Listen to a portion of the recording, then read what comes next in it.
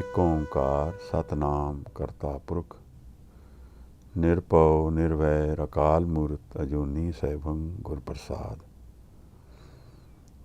ਧੰਨ ਧੰਨ ਗੁਰੂ ਗ੍ਰੰਥ ਸਾਹਿਬ ਜੀ ਮਹਾਰਾਜ, ਧੰਨ ਗੁਰੂ ਗੋਬਿੰਦ ਸਿੰਘ ਸਾਹਿਬ ਸੱਚੇ ਪਾਤਸ਼ਾਹ ਜੀ, ਨਦਰ ਕਰਨੀ ਮਹਾਰਾਜ, ਗੁਰੂ ਨਾਨਕ ਸਾਹਿਬ ਹਜ਼ੂਰ ਕਿਰਪਾ ਕਰਨੀ ਮਹਾਰਾਜ। ਭੂਲ ਛਿਮੋ ਹਮਰੀ ਪ੍ਰਵਾਪਨ ਭੂਲਨਹਾਰ ਕਹਾਂ ਕੋ ਮਸੋ। ਵਾਹਿਗੁਰੂ ਜੀ ਕਾ ਖਾਲਸਾ, ਵਾਹਿਗੁਰੂ ਜੀ ਕੀ ਫਤਿਹ। ਗੈਰ ਹਾਜ਼ਰੀ ਦੀ ਮਾਫੀ ਚਾਹੁੰਦੇ ਹਾਂ ਮਹਾਰਾਜ, ਕੁਝ ਇਸ ਤਰ੍ਹਾਂ ਦਾ ਹੀ ਹੁਕਮ ਹੈ। ਕਿਰਪਾ ਨਦਰ ਮਹਾਰਾਜ ਦੀ ਵਿਚਾਰ ਸਿੱਧ ਗੋਸ਼ ਦੀ ਚੱਲ ਰਹੀ ਹੈ। ਅਸੀਂ 23ਵੀਂ ਪੌੜੀ ਤੱਕ ਵਿਚਾਰ ਚੁੱਕੇ ਹਾਂ। ਇਹ ਰਸੀਲੀ ਭੇਦ ਨਾਲ ਭਰੀ, ਅਧਿਆਤਮ ਦੇ ਸਨੇਹ ਨਾਲ ਭਰੀ ਹੈ ਬਾਣੀ। ਕਿਤਨੀ ਮਨ ਨੂੰ ਰੰਗ ਚੜ੍ਹਾਉਂਦੀ ਹੈ। ਗੁਰੂ ਸਾਹਿਬ ਨੇ ਨਿਰੰਕਾਰ ਦੇ ਕਈ ਉਪਦੇਸ਼ ਸਾਨੂੰ ਦਿੱਤੇ ਨੇ, ਮਨ ਦੇ ਭੇਦ ਖੋਲ੍ਹੇ ਨੇ, ਮਨ ਬਾਰੇ ਦੱਸਿਆ ਹੈ, ਜੀਵਨ ਦੀ ਵਿਧੀ ਬਾਰੇ ਦੱਸਿਆ ਹੈ, ਜੀਵਨ ਦੀ ਜਿੱਤ ਹਾਰ ਬਾਰੇ ਦੱਸਿਆ ਹੈ, ਸਮਝਾਇਆ ਹੈ ਕਿ ਕਿਸ ਤਰ੍ਹਾਂ ਜੀਵਨ ਜੀਣਾ ਹੈ ਤਾਂ ਕਿ ਜੀਵਨ ਦਾ ਜਿਹੜਾ ਅਧਿਆਤਮ ਪੱਖ ਹੈ ਔਰ ਜੀਵਨ ਦਾ ਜੀਣ ਵਾਲਾ ਰੋਜ਼ਮर्रा ਦੇ ਜੀਵਨ ਵਾਲਾ ਪੱਖ ਹੈ, ਦੋਨੋਂ ਹੀ ਸੰਭਾਲੇ ਜਾਣ। ਬਾਣੀ ਵਿੱਚ ਇਹਨੂੰ ਹਲਤ ਔਰ ਪਲਤ ਕਿਹਾ ਹੈ। ਸਾਹਿਬ ਦੀ ਕਿਰਪਾ ਹੈ, ਨਦਰ ਹੈ ਕਿ ਇਹ ਬਾਣੀ ਅਸੀਂ ਵਿਚਾਰ ਸਕ ਰਹੇ ਹਾਂ। ਕਈ ਭੁੱਲਾਂ ਹੋਈਆਂ ਹੋਣਗੀਆਂ, ਕਈ ਭੁੱਲਾਂ ਹੋਈਆਂ ਹਨ ਸਾਹਿਬ ਦੀ ਬਾਣੀ ਨੂੰ ਵਿਚਾਰਦੇ। ਮੁਝ ਵਰਗੇ ਤੁੱਛ ਨਿਤਨ ਆਦਮੀ ਦੀ ਕੀ ਬਿੱਤ ਹੈ ਇਸ ਬਾਣੀ ਨੂੰ ਸਮਝ ਸਕੇ। ਪਰ ਬਾਣੀ ਨੂੰ ਜਦੋਂ ਪੜ੍ਹਦੇ ਹਾਂ, ਸਾਹਿਬ ਦੇ ਵਿਚਾਰ ਪੜ੍ਹਦੇ ਹਾਂ, ਤਾਂ ਇੱਕ ਪਿਆਰ ਉੱਠਦਾ ਹੈ ਸਾਹਿਬ ਪ੍ਰਤੀ।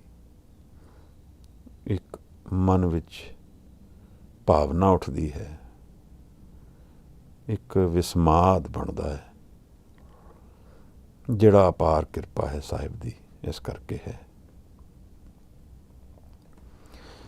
ਅਸੀਂ 24ਵੀਂ ਪੌੜੀ ਪੜ੍ਹਾਂਗੇ, ਪਰ ਉਸਨੂੰ ਪੜ੍ਹਨ ਤੋਂ ਪਹਿਲਾਂ ਇਹ ਸਮਝ ਲਈਏ ਕਿ ਇਹ ਜਿਹੜੀ ਕੁਝ ਪੌੜੀਆਂ ਜਿਹੜੀਆਂ ਅੱਗੇ ਆਉਣੀਆਂ ਨੇ, ਉਹਨਾਂ ਵਿੱਚ ਪ੍ਰਸ਼ਨ ਉੱਤਰ ਨਹੀਂ ਹੈ, ਬਲਕਿ ਇਹ ਜਿਹੜੀ 24ਵੀਂ ਪੌੜੀ ਹੈ ਇਹ 23ਵੀਂ ਪੌੜੀ ਨਾਲ ਰਿਲੇਸ਼ਨ ਰੱਖਦੀ ਹੈ।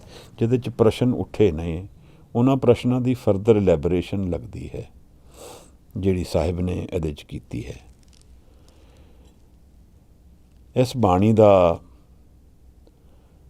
ਜੋ ਰਹਾਉ ਦੀ ਜੋ ਤੁਕ ਹੈ, ਕਿਆ ਭਵੀਏ ਸੱਚ ਸੂਚਾ ਹੋਏ, ਸਾਚ ਸ਼ਬਦ ਬਿਨ ਮੁਕਤ ਨਾ ਕੋਏ। ਰਹਾਉ ਮਹਾਰਾਜ ਨੇ 2 ਇਸ਼ਾਰੇ ਕੀਤੇ ਹਨ ਜੀਵਨ ਬਾਰੇ। ਭ੍ਰਮਣ, ਕੌਨਸਟੈਂਟ ਮੂਵਮੈਂਟ, ਔਰ ਸਟੇਬਿਲਿਟੀ, ਫਰੀਡਮ ਦੀ ਗੱਲ ਕੀਤੀ ਹੈ, ਆਜ਼ਾਦੀ ਦੀ ਗੱਲ ਕੀਤੀ ਹੈ, ਮੁਕਤ ਦੀ ਗੱਲ ਕੀਤੀ ਹੈ। ਅੰਗਰੇਜ਼ੀ ਦੀ ਇੱਕ ਸੇਇੰਗ ਹੈ, ਆਲ ਰੋਡਸ ਲੀਡ ਟੂ ਰੋਮ। ਪੁਰਾਤਨ ਸਮੇਂ ਵਿੱਚ ਜਦੋਂ ਰੋਮ ਦਾ ਰਾਜ ਸੀ, ਦੁਨੀਆ ਦੀ ਸਾਰੀ ਸੜਕਾਂ ਰੋਮ ਵੱਲ ਹੀ ਜਾਂਦੀਆਂ ਸਨ। ਗੁਰੂ ਘਰ ਦੇ ਵਿੱਚ ਆਲ ਰੋਡਸ ਲੀਡ ਟੂ ਸ਼ਬਦ। ਸ਼ਬਦ ਬਾਰ-ਬਾਰ ਇਸ ਬਾਣੀ ਵਿੱਚ ਸਾਹਿਬ ਨੇ ਸਾਡੇ ਅੱਗੇ ਰੱਖਿਆ ਹੈ। ਇਹੀ ਸ਼ਬਦ ਜਿਹੜਾ ਨਾਮ ਨਾਲ ਰਿਸ਼ਤਾ ਰੱਖਦਾ ਹੈ, ਇਹੀ ਸ਼ਬਦ ਜਿਹੜਾ ਨਿਰੰਕਾਰ ਨਾਲ ਰਿਸ਼ਤਾ ਰੱਖਦਾ ਹੈ, ਇਹੀ ਸ਼ਬਦ ਜਿਹੜਾ ਗੁਰੂ ਗ੍ਰੰਥ ਸਾਹਿਬ ਦੇ ਵਿੱਚ ਸਾਨੂੰ ਦਰਸ਼ਨ ਰੂਪ ਵਿੱਚ ਹਾਜ਼ਰ ਹੈ। ਨਾਮ ਸ਼ਬਦ, ਫਿਰ ਇਹਦੇ ਨਾਲ ਜੁੜੇ ਕਈ ਕੌਨਸੈਪਟਸ, ਸੰਤੋਖ, ਦਇਆ ਔਰ ਧਿਆਨ, ਇਹ ਸਭ ਸ਼ਬਦ ਦੇ ਨਾਲ ਹੀ ਸਾਨੂੰ ਜੋੜਦੇ ਹਨ। ਇਹਨਾਂ ਚੀਜ਼ਾਂ ਨੂੰ ਸਮਝਣਾ ਤੇ ਜ਼ਰੂਰੀ ਹੈ। पर आधार और साडा टीका, साडा फोकस शब्द गुरु नूं जान लेना और शब्द दे नाल मन नूं जोड़ना, यह सिੱਖੀ कमाण दी विधि है, सिੱਖੀ नूं जान लैण दी विधि है, अध्यात्म विच उतरन दी विधि है। सानू कई बार साहिब ने इस बाणी विच उपदेश किया है शब्द बारे। देखो जैसे जल में कमल निरालम, मुरगाई न साणे, सुरत शब्द भवसागर तरिए, नानक नाम बखाने। ऐसी पहले कर चुके हैं, इस करके मैं ਇਹਦੇ ਤੇ ਬਹੁਤੀ व्याख्या नहीं करता। पर यह देखो साहिब ने किहड़ा उपदेश किया है, जीवन की विधि दस दी है कि जीवन नूं जींदे होए निशाना कित्थे रखना है जीवन का। साहिब ने भी घर बार संभाले हैं, साहिब ने भी बच्चे पाले हैं, परिवार नूं संभालिया है। साहिब ने जीवन जिया है, उन्होंने अवॉइड नहीं किया। यही उपदेश वो सानू भी दसते हैं कि इनू अवॉइड करन दी ना तो लोड़ है और ना इसनू अवॉइड करना चाहिए है। एक सीखण दी विधि है इस जीवन नू जीना, पर शब्द साडे नाल चलेगा तां। दोनों पक्षां नू असी नाल लैके चलांगे। मेन फोकस जीवन का शब्द आधार होना चाहिए है, नाम आधार होना चाहिए है। यह चीज़ मैं नहीं कमा पाता। जे मैं कमा सकां तो मैं समझांगा गुरु साहब की बड़ी अपार किरपा है। यही चीज़ बार बार साहिब सानू बाणी विच दसदे हन, शब्द और सुरत की गल चलाते हैं। नाल है सानू उपदेश दे रहे हैं कि जीवन नू जदों जीना है तो इहदे विच टीके किहड़े रखने हैं, किहड़े निशाने रखने हैं।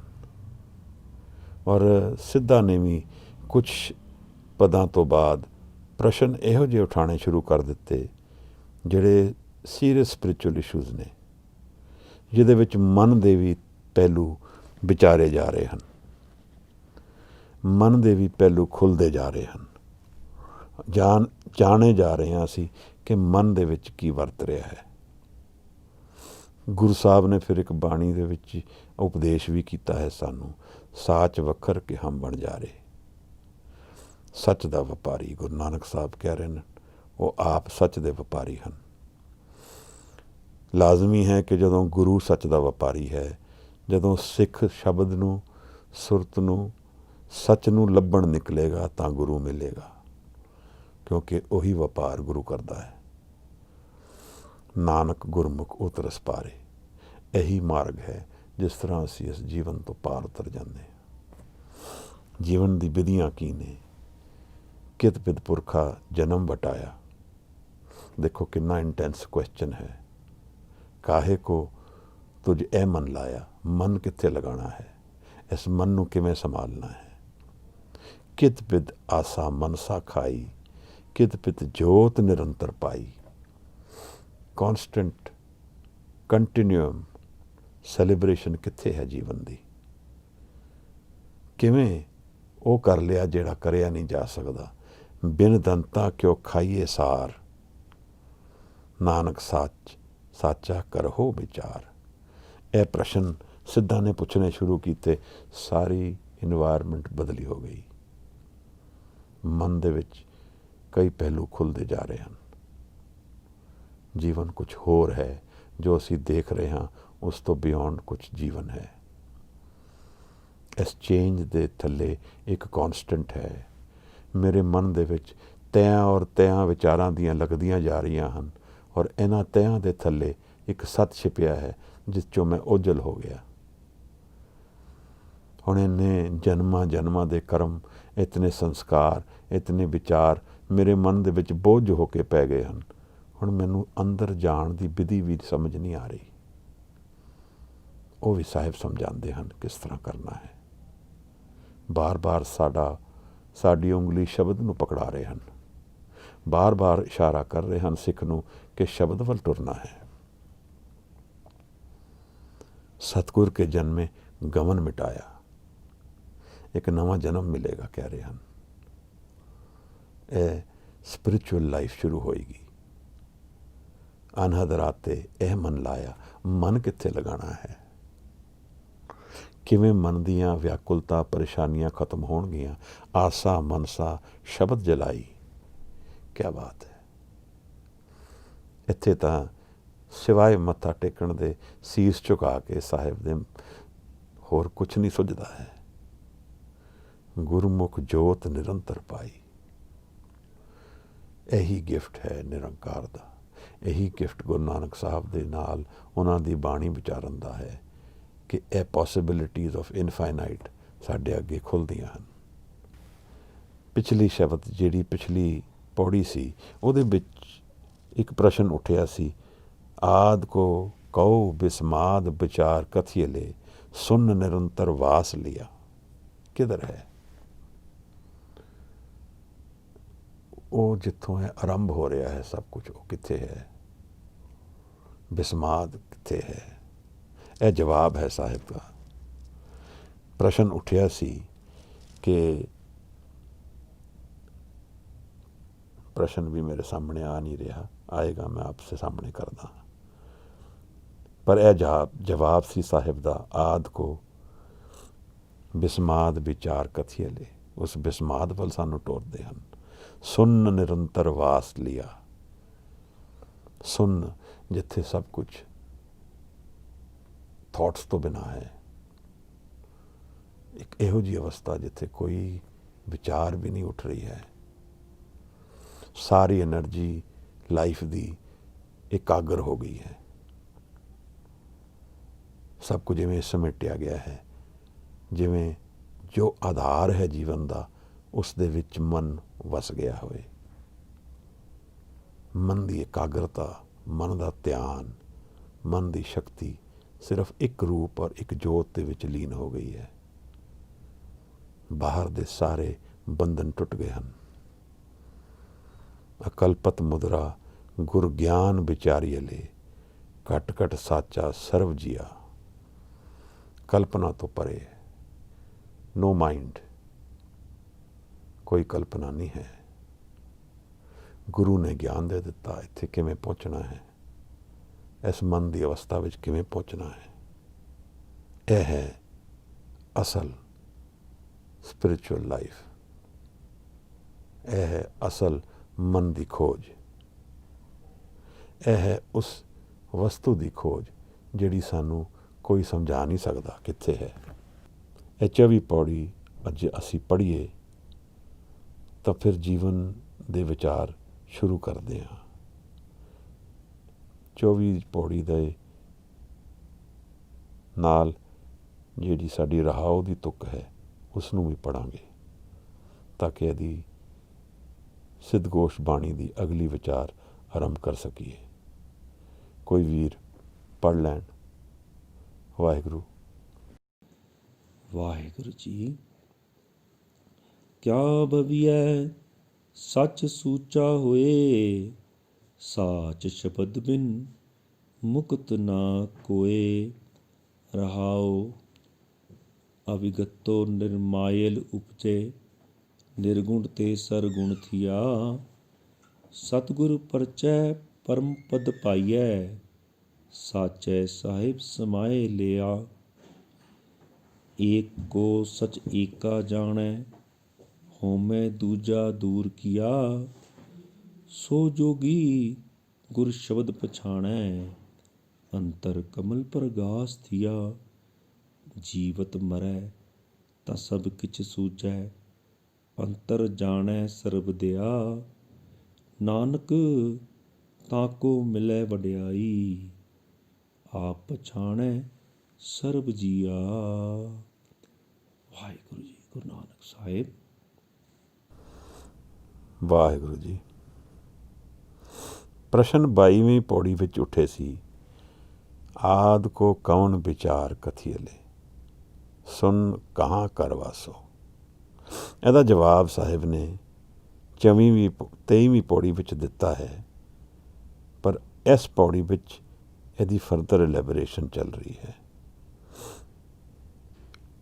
ਇਹ 23ਵੀਂ ਪੌੜੀ ਵਿੱਚ 21ਵੀਂ ਪੌੜੀ ਦਾ ਜਵਾਬ ਆਇਆ ਸੀ, ਆਦ ਕੋ ਬਿਸਮਾਦ ਵਿਚਾਰ ਕਥਿਅਲੇ ਸੁਨ ਨਿਰੰਤਰ ਵਾਸ ਲਿਆ। ਇੱਕ ਇਹੋ ਜਿਹੀ ਅਵਸਥਾ ਦੀ ਗੱਲ ਕੀਤੀ ਹੈ। ਦੁਨੀਆ ਕਿੱਥੋਂ ਆ ਰਹੀ ਹੈ? ਆਦ, ਕ੍ਰੀਏਸ਼ਨ ਤੋਂ ਪਹਿਲਾਂ, ਬਿਫੋਰ ਟਾਈਮ, ਉਹਦੇ ਬਾਰੇ ਕੀ ਵਿਚਾਰ ਹੈ? ਇਹ ਪ੍ਰਸ਼ਨ ਯੋਗੀ ਪੁੱਛ ਰਹੇ ਹਨ।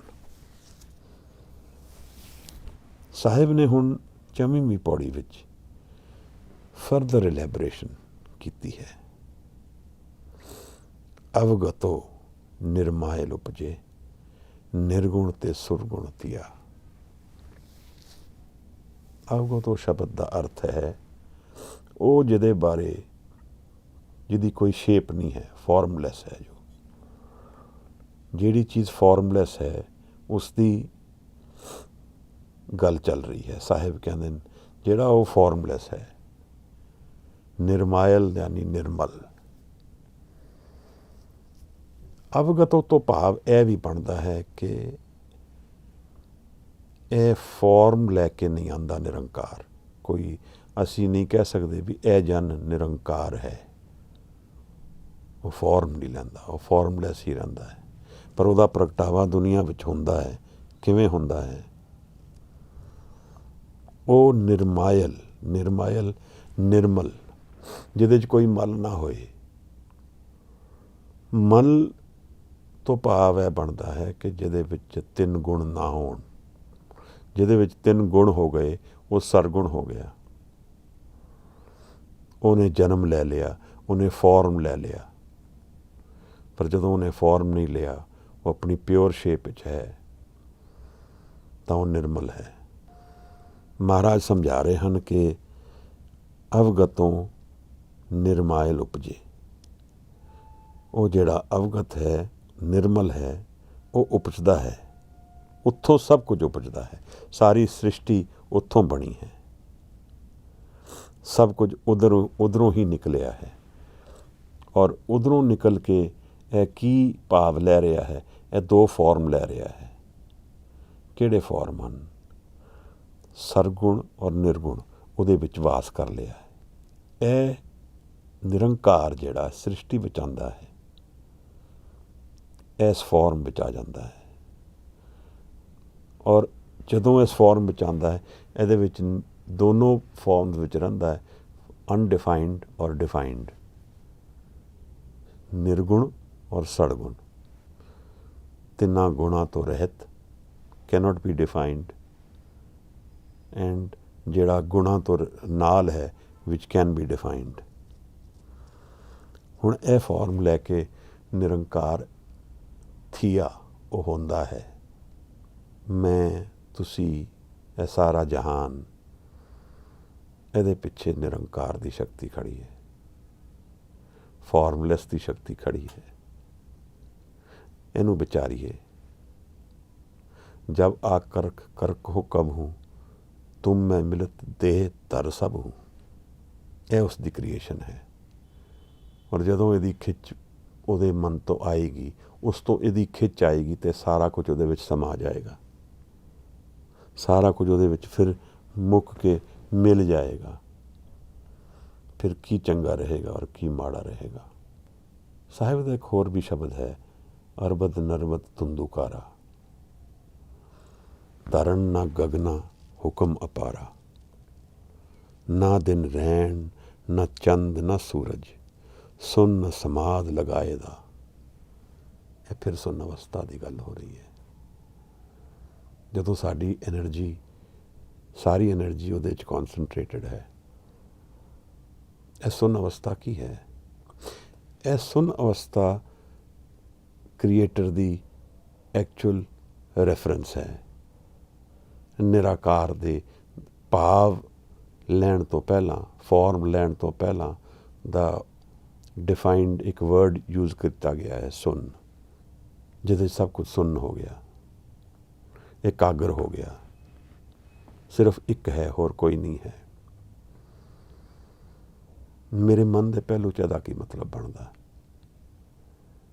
ਜਦੋਂ ਸਾਰੀ ਸ੍ਰਿਸ਼ਟੀ ਨੂੰ ਬਣਾਉਣ ਵਾਲਾ ਸੁੰਨ ਹੋ ਕੇ ਇਹਦੇ ਪਿੱਛੇ ਖੜਾ ਹੈ। ਪਿੱਛੇ ਮੇਰਾ ਕਹਿਣ ਦਾ ਭਾਵ ਹੈ ਇਹਦੇ ਅੰਦਰ ਵਾਸਾ ਹੈ ਉਹਦਾ, ਕੋਈ ਲੇਅਰਿੰਗ ਨਹੀਂ ਹੈ, ਉਹ ਨਿਰੰਤਰ ਹੈ, ਪਰ ਉਹ ਸੁੰਨ ਰੂਪ ਵਿੱਚ ਹਾਜ਼ਰ ਹੈ। ਦਰਅਸਲ ਉਹੀ ਹੈ, ਬਾਕੀ ਸਭ ਕੁਝ ਤਾਂ ਸਮੇਂ ਦਾ ਖੇਲ ਹੈ। ਜੀਵਨ ਸਭ ਸਮੇਂ ਦੇ ਅੰਦਰ ਖੇਲ ਹੈ। ਇੱਕ ਦਿਨ ਸਿਮਟ ਕੇ ਸਭ ਮੁੱਕ ਜਾਏਗਾ, ਪਰ ਸੁੰਨ ਰਹੇਗਾ। ਇਹੀ ਸਾਹਿਬ ਇਸ ਸ਼ਬਦ ਵਿੱਚ ਵੀ ਸਮਝਾ ਰਹੇ ਹਨ। ਜਦੋਂ ਤਰਨ ਨਾ ਗਗਨਾ ਹੁਕਮ ਅਪਾਰਾ, ਨਾ ਦਿਨ ਰੈਣ ਨਾ ਚੰਦ ਨਾ ਸੂਰਜ, ਸੁੰਨ ਸਮਾਦ ਲਗਾਏ ਦਾ, ਖਾਣੀ ਨਾ ਬਾਣੀ ਪਾਉਣ ਨਾ ਪਾਣੀ, ਕੁਛ ਵੀ ਨਹੀਂ ਹੈ, ਫਿਰ ਵੀ ਸੁੰਨ ਸਮਾਧੀ ਹੈ। ਇਹ ਸੁੰਨ ਸਮਾਧੀ ਹੁਣ ਮੁੱਕ ਗਈ ਹੈ। ਭਾਵ ਅਰਥ ਇਹਦਾ ਇਹ ਲੱਗਦਾ ਹੈ ਕਿ ਜਿਹੜੇ ਮੇਰੇ ਮਨ ਦੀ ਤਹਿ ਵਿੱਚ ਮੇਰੇ ਮਨ ਦਾ ਸੱਤ ਹੈ, ਜਿੱਥੇ ਮੈਂ ਨਹੀਂ ਹਾਂ, ਇਹ ਸੁੰਨ ਸਮਾਧ ਉੱਥੇ ਹਾਜ਼ਰ ਹੈ। ਜਦੋਂ ਸਾਹਿਬ ਸਾਨੂੰ ਕੁਝ ਚਿਰ ਪਹਿਲਾਂ ਇੱਕ ਸ਼ਬਦ ਵਿੱਚ ਉਪਦੇਸ਼ ਕਰ ਰਹੇ ਸਨ ਕਿ ਮਨ ਨੂੰ ਖੜਾ ਕਰਨਾ ਹੈ, ਮਨ ਨੂੰ ਥਿਰ ਕਰਨਾ ਹੈ। ਮਨ ਨੂੰ ਥਿਰ ਕਰਨ ਦਾ ਮਤਲਬ ਹੀ ਇਹੀ ਹੈ ਕਿ ਟ੍ਰਾਂਸੈਂਡ ਕਰਨਾ ਹੈ, ਜੋ ਹੈ ਇਸ ਤੋਂ ਬਿਯੋਂਡ ਚਲੇ ਜਾਣਾ ਹੈ। ਮੈਂ ਕੀ ਹਾਂ? ਮੈਂ ਇੱਕ ਆਈਡੈਂਟਿਟੀ ਹਾਂ। ਇਹਦੇ ਵਿੱਚ ਮੈਂ ਫਾਰਮ ਕਿਵੇਂ ਲਿਆ ਹੈ?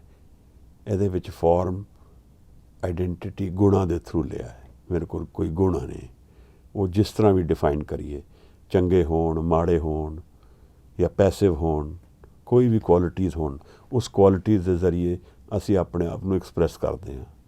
ਸਾਡੇ ਆਸ-ਪਾਸ ਆਲੇ ਦੁਆਲੇ ਇੱਕ ਇਨਵਾਇਰਮੈਂਟ ਹੈ, ਘਰ-ਬਾਰ ਹੈ, ਕੰਮ ਕਰਨ ਦਾ ਜ਼ਰੀਆ ਹੈ।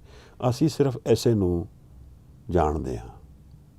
ਮੇਰਾ ਸਰੀਰ ਹੈ, ਮੈਂ ਸਰੀਰ ਤੋਂ ਸ਼ੁਰੂ ਹੁੰਦਾ, ਫਿਰ ਮੇਰਾ ਪਰਿਵਾਰ ਹੈ, ਫਿਰ ਮੇਰਾ ਸ਼ਹਿਰ ਹੈ, ਫਿਰ ਮੇਰੀ ਰਹਿਣ ਬਹਿਣ ਘਰ ਹੈ, ਫਿਰ ਮੇਰਾ ਕਾਰੋਬਾਰ ਹੈ। ਇਹ ਸਾਰਾ ਮੇਰੀ ਆਈਡੈਂਟਿਟੀ ਦਾ ਫਾਰਮ ਹੈ।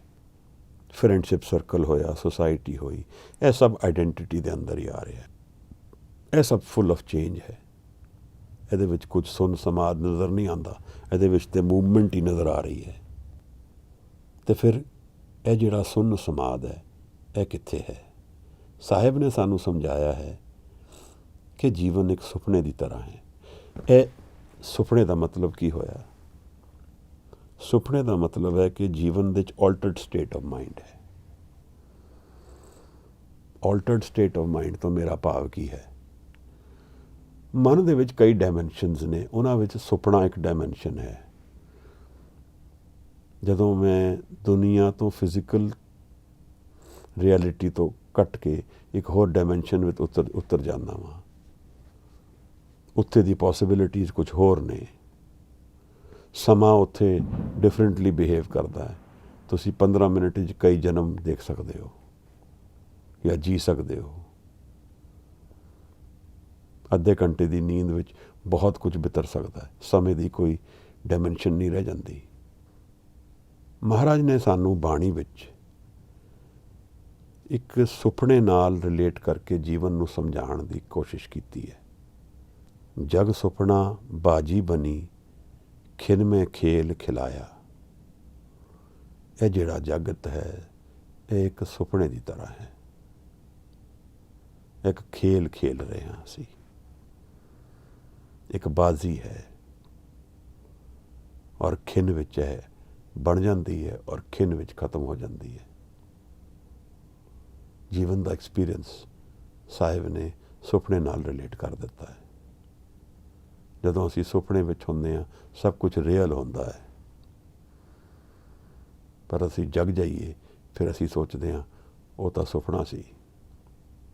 ਕੋਈ ਲਾਭ ਹੋਇਆ, ਕੋਈ ਹਾਨੀ ਹੋਈ, ਕੁਝ ਚੰਗਾ ਹੋਇਆ, ਕੁਝ ਮਾੜਾ ਹੋਇਆ, ਅਸੀਂ ਉਸ ਤੋਂ ਟੁੱਟ ਜਾਂਦੇ ਹਾਂ। ਅਸੀਂ ਕਹਿੰਦੇ ਹਾਂ ਉਹ ਤਾਂ ਸੁਪਨਾ ਸੀ, ਉਹ ਰੀਅਲ ਨਹੀਂ ਹੈ। ਪਰ ਜਿਸ ਨੂੰ ਅਸੀਂ ਰੀਅਲ ਗਿਣ ਰਹੇ ਹਾਂ, ਸਾਹਿਬ ਕਹਿੰਦੇ ਨੇ ਇਹ ਵੀ ਇੱਕ ਸੁਪਨਾ ਹੈ, ਇਹ ਵੀ ਰੀਅਲ ਨਹੀਂ ਹੈ। ਇਹ ਵੀ ਇੱਕ ਐਕਸਪੀਰੀਅੰਸ ਹੈ, ਜਿਸ ਤਰ੍ਹਾਂ ਸੁਪਨਾ ਇੱਕ ਐਕਸਪੀਰੀਅੰਸ ਹੈ। ਇੱਕ ਸਮੇਂ ਦੇ ਅੰਦਰ ਦਾ ਐਕਸਪੀਰੀਅੰਸ ਹੈ, ਡਿਫਰੈਂਟ ਸਮਾਂ ਹੈ, ਬਟ ਉਹਦੇ ਵਿੱਚ ਇੱਕ ਐਕਸਪੀਰੀਅੰਸ ਹੈ।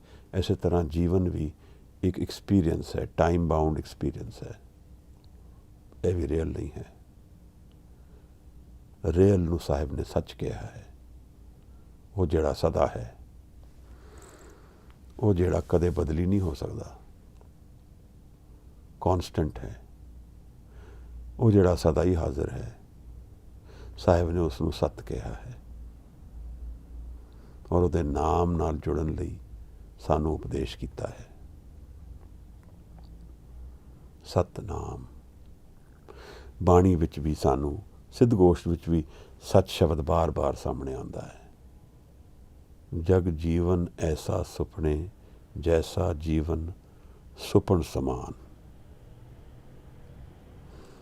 ਇਹ ਜਗ ਜੀਵਨ ਜਿਹੜਾ ਹੈ ਐਸਾ ਸੁਪਨੇ ਦੀ ਤਰ੍ਹਾਂ ਹੈ, ਜਿਵੇਂ ਅਸੀਂ ਸੁਪਨੇ ਵਿੱਚ ਜੀਂਦੇ ਹਾਂ।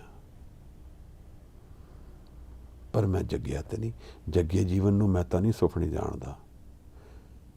ਮੈਂ ਇਸ ਰਿਐਲਿਟੀ ਤੋਂ ਅਵੇਕਨ ਨਹੀਂ ਹੋ ਰਿਹਾ ਕਿ ਜੋ ਮੈਂ ਜੀ ਰਿਹਾ ਹਾਂ, ਜੋ ਮੇਰਾ ਆਈਡੈਂਟਿਟੀ ਹੈ, ਜਿਸ ਨੂੰ ਮੈਂ ਰੋਜ਼ਮर्रा ਵਿੱਚ ਜੀਂਦਾ ਹਾਂ, ਉਹ ਵੀ ਸੁਪਨਾ ਹੈ, ਉਹ ਵੀ ਰੀਅਲ ਨਹੀਂ ਹੈ। ਇਸ ਚੀਜ਼ ਤੋਂ ਤਾਂ ਮੈਂ ਅਵੇਕਨ ਨਹੀਂ ਹੋ ਰਿਹਾ। ਤਾਂ ਹੀ ਗੁਰੂ ਤੇਗ ਬਹਾਦਰ ਸਾਹਿਬ ਨੇ ਸਾਨੂੰ ਸ਼ਬਦ ਬਖਸ਼ਿਆ, ਜਾਗ ਲਿਓ, ਜਾਗ ਲਿਓ ਰੇ ਮਨਾ, ਜਾਗ ਲਿਓ ਕਹਾਂ ਗਾਫਲ ਸੋਇਆ। ਜੋ ਤਨ ਉਪਜਿਆ ਸੰਗ ਹੀ, ਸੋ ਵੀ ਸੰਗ ਨਾ ਹੋਆ। ਪਹਿਲੇ ਤਨ ਤੋਂ ਮੈਨੂੰ ਤੋੜ ਦਿੱਤਾ ਹੈ ਕਿ ਇਹ ਤਨ ਮੈਂ ਨਹੀਂ ਹਾਂ। ਕਾਰੋਬਾਰ, ਪਰਿਵਾਰ, ਇਹ ਵੀ ਮੇਰੀ ਰਿਐਲਿਟੀ ਨਹੀਂ ਹੈ। ਐਕਸਪੀਰੀਅੰਸ ਹੈ ਮੇਰਾ, ਬਟ ਮੇਰੀ ਰਿਐਲਿਟੀ ਨਹੀਂ ਹੈ। ਇਹ ਸਭ ਇੱਕ ਸੁਪਨਾ ਹੈ।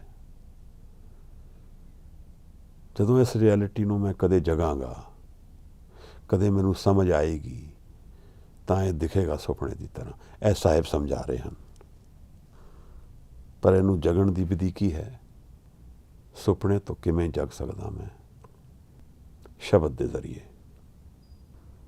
ਸ਼ਬਦ ਦੀ ਹਜ਼ੂਰੀ ਵਿੱਚ ਜਦੋਂ ਇਕਾਗਰ ਮਨ ਦੀ ਅਵਸਥਾ ਵਿੱਚ ਬੈਠਦਾ ਹਾਂ, ਤਾਂ ਇਹ ਸੁਪਨਾ ਮੈਨੂੰ ਸੁਪਨੇ ਦੀ ਤਰ੍ਹਾਂ ਜੀਵਨ ਨਿਖਣਾ ਸ਼ੁਰੂ ਹੋਏਗਾ। ਇਹ ਸਾਹਿਬ ਸਾਨੂੰ ਉਪਦੇਸ਼ ਕਰ ਰਹੇ ਹਨ। ਗੱਲ ਇੱਥੇ ਆਉਂਦੀ ਹੈ ਕਿ ਮੈਂ ਜਿਸ ਤਰ੍ਹਾਂ ਜੀ ਰਿਹਾ ਹਾਂ, ਮੈਨੂੰ ਨਹੀਂ ਦਿਖ ਰਿਹਾ ਕਿ ਇਹ ਜੀਵਨ ਸੁਪਨਾ ਹੈ। ਜੈਸਾ ਸੁਪਨਾ ਰਹਿਣ ਕਾ ਤੈਸਾ ਸੰਸਾਰ। ਜੀਵਨ ਦੀ ਰਿਐਲਿਟੀ ਉਹ ਨਹੀਂ ਹੈ ਜੋ ਮੈਂ ਰੀਅਲ ਜਾਣ ਰਿਹਾ ਹਾਂ। ਇਸ ਤੋਂ ਅੱਗੇ ਇੱਕ ਹੋਰ ਰਿਐਲਿਟੀ ਹੈ ਜਿਸ ਨੂੰ ਮੈਂ ਨਹੀਂ ਜਾਣ ਪਾ ਰਿਹਾ। ਜੈਸਾ ਸੁਪਨਾ ਰਹਿਣ ਕਾ ਤੈਸਾ ਸੰਸਾਰ। ਮੈਂ ਉਸ ਸੁਪਨੇ ਨੂੰ ਤਾਂ ਸੁਪਨਾ ਜਾਣਦਾ ਹਾਂ, ਕਿਉਂਕਿ ਮੈਂ ਉਸ ਤੋਂ ਉੱਠ ਜਾਂਦਾ ਹਾਂ। ਅਗਰ ਮੈਂ ਨਾ ਉੱਠਾਂ ਤਾਂ ਮੈਨੂੰ ਨਹੀਂ ਸਮਝ ਆਏਗੀ, ਸੁਪਨੇ ਦੇ ਅੰਦਰ ਨਹੀਂ ਸਮਝ ਆਏਗੀ ਸੁਪਨਾ ਹੈ। ਸੁਪਨੇ ਦੇ ਵਿੱਚ ਅਗਰ ਮੈਨੂੰ ਸਮਝ ਆ ਗਿਆ ਕਿ ਇਹ ਸੁਪਨਾ ਹੈ, ਤਾਂ ਸੁਪਨਾ ਟੁੱਟ ਜਾਏਗਾ। ਇਸੇ ਤਰ੍ਹਾਂ ਜੀਵਨ ਵਿੱਚ ਅਗਰ ਮੈਂ ਜਾਣ ਲਿਆ ਕਿ ਜੀਵਨ ਸੁਪਨਾ ਹੈ, ਤਾਂ ਜੀਵਨ ਦੀ ਪਕੜ ਮੇਰੇ ਤੇ ਖਤਮ ਹੋ ਜਾਏਗੀ। ਮੇਰੀ ਕਮਿਟਮੈਂਟ ਲਾਈਫ ਦੀ ਸੱਚ ਵੱਲ ਹੋ ਜਾਏਗੀ। ਸੱਚ ਵੱਖਰ ਕੇ ਹੰਭਣ ਜਾ ਰਹੇ।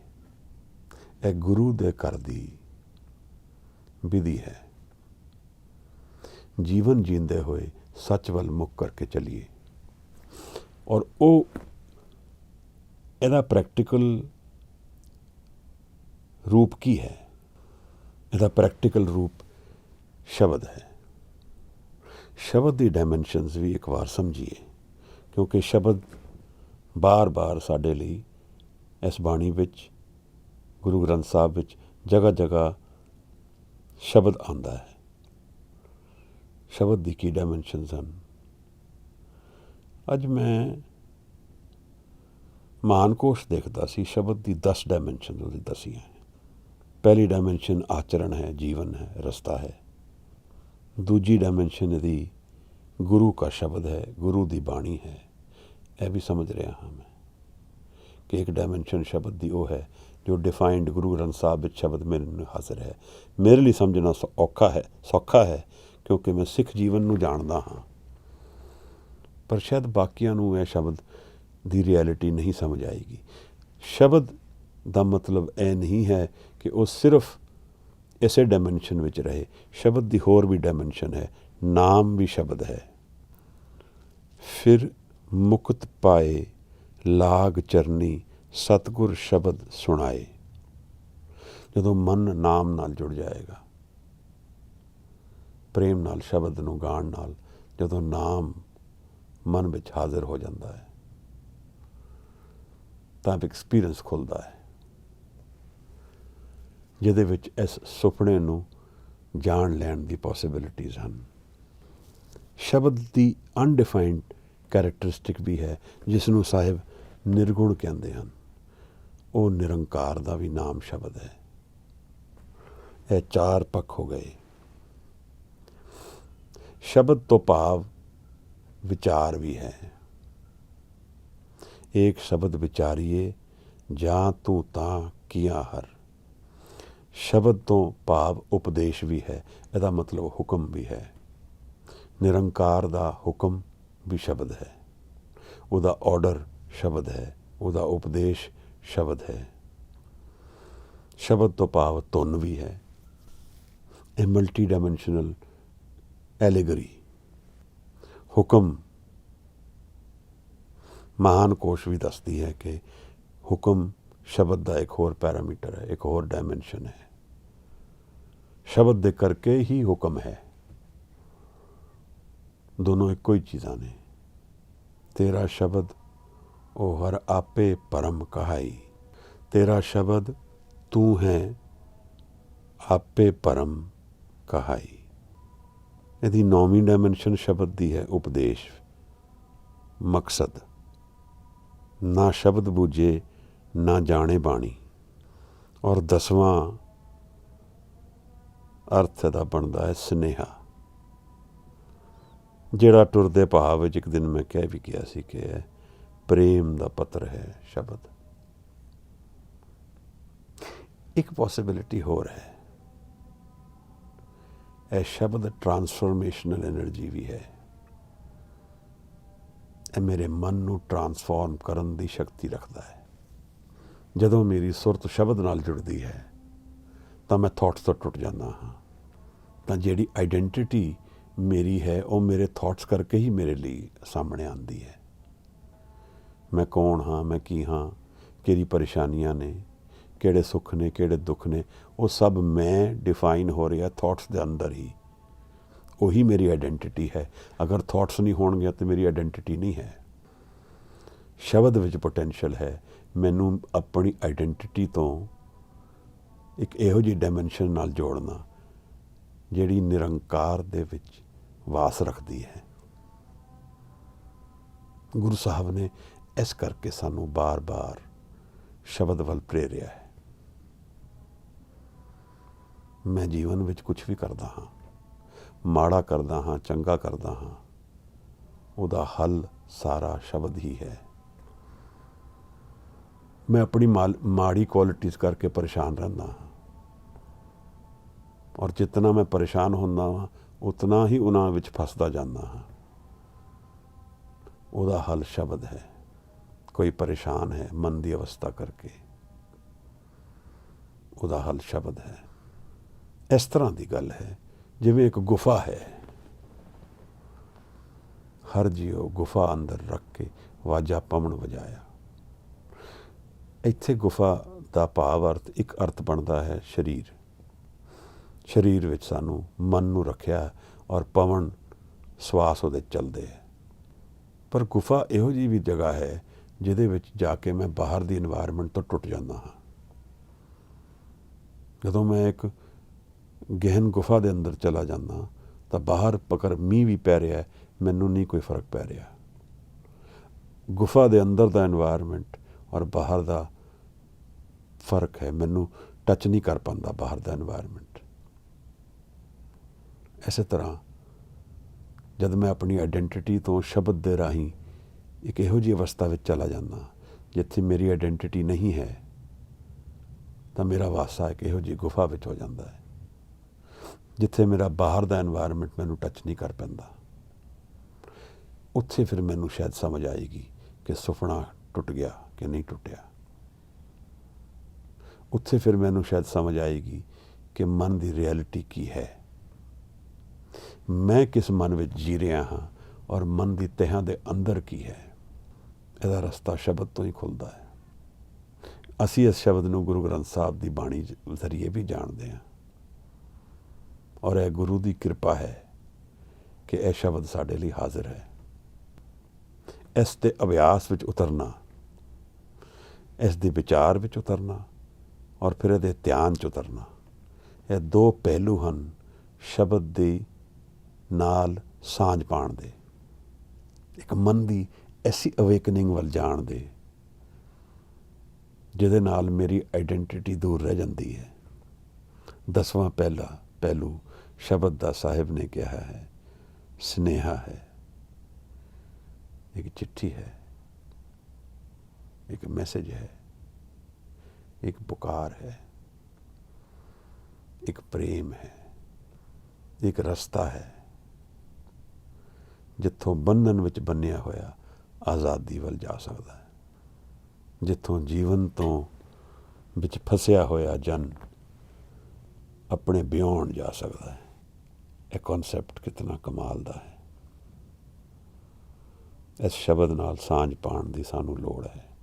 ਅੱਜ ਅਸੀਂ ਸਿੱਖੀ ਨੂੰ ਕਮਾਉਣਾ ਚਾਹੁੰਦੇ ਹਾਂ ਤਾਂ ਸਾਨੂੰ ਇਸੇ ਨੂੰ ਕਮਾਉਣਾ ਹੈ, ਇਹਦੀ ਵਿਚਾਰ ਨੂੰ ਕਮਾਉਣਾ ਹੈ, ਇਹਦੇ ਕਨਸੈਪਟ ਨੂੰ ਕਮਾਉਣਾ ਹੈ, ਇਹਦੇ ਧਿਆਨ ਨੂੰ ਕਮਾਉਣਾ ਹੈ। ਨਾਲ ਇਹਦੇ ਕੀ ਆਏਗਾ? ਸਾਹਿਬ ਨੇ ਦਇਆ, ਸੰਤੋਖ, ਇਹ ਵੀ ਸਭ ਨਾਲ ਸਾਡੇ ਬੰਨ ਦਿੱਤੇ ਹਨ।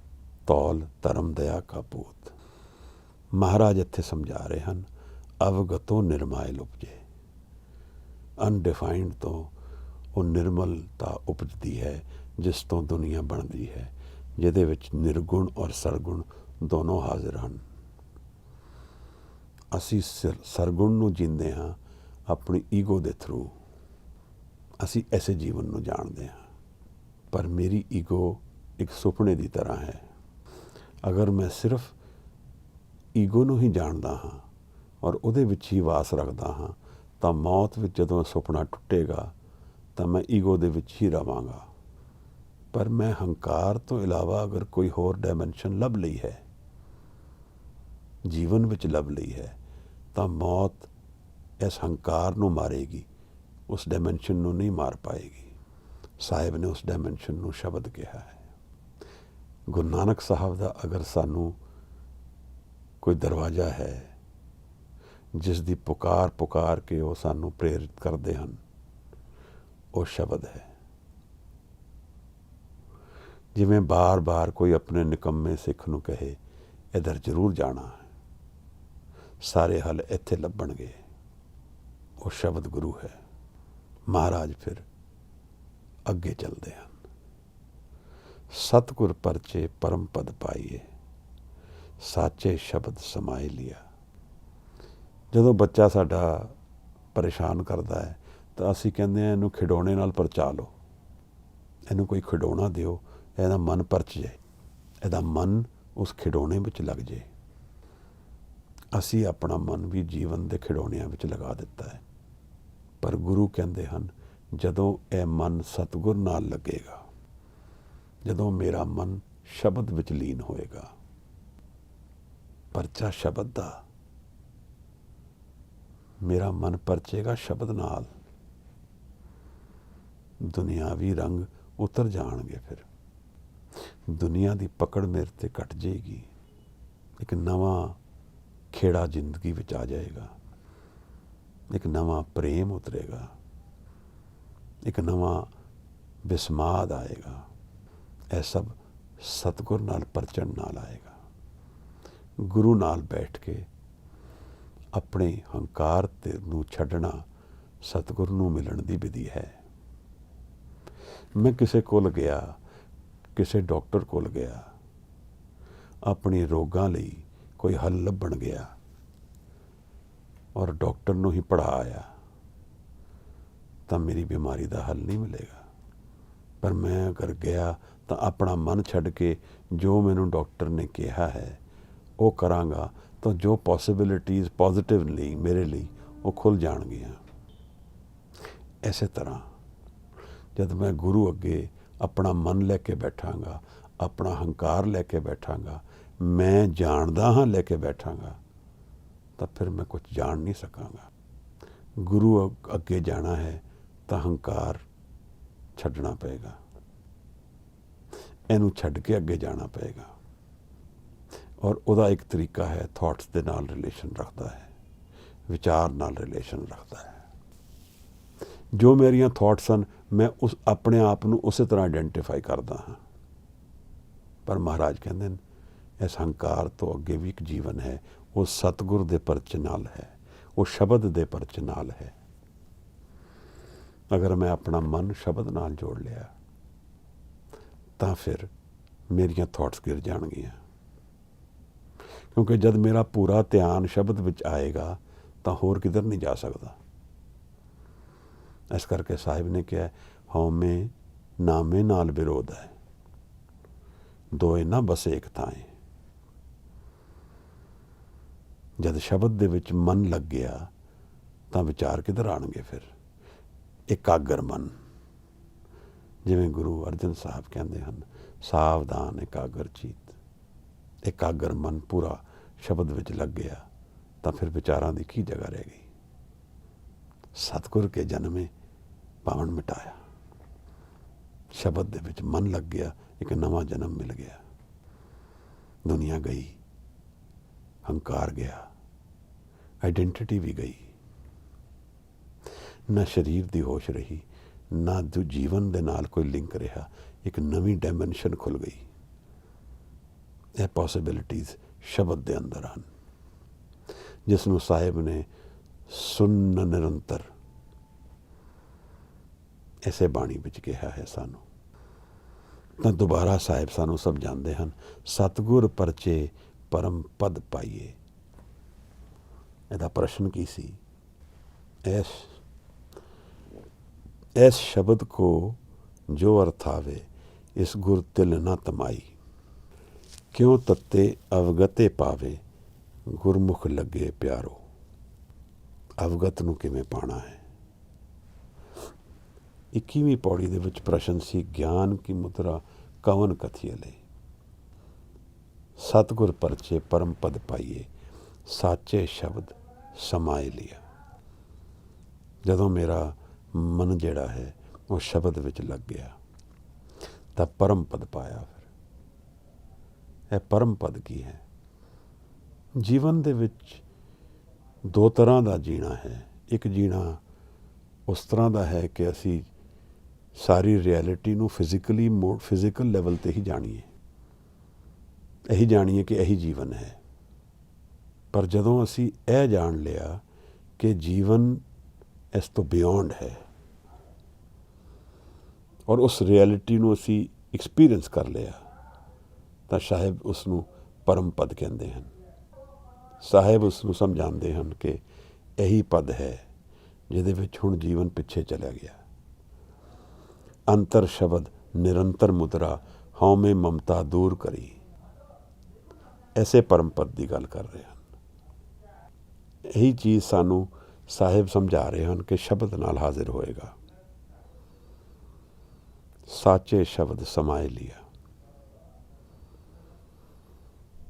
ਝੂਠ ਜਿਹੜਾ ਹੈ ਉਹ ਸਾਡੀ ਥਾਟਸ ਦੇ ਵਿੱਚ ਵਿਚਾਰ ਰਿਹਾ ਹੈ, ਉਹ ਸੁਪਨੇ ਵਾਲਾ ਜੀਵਨ ਹੈ।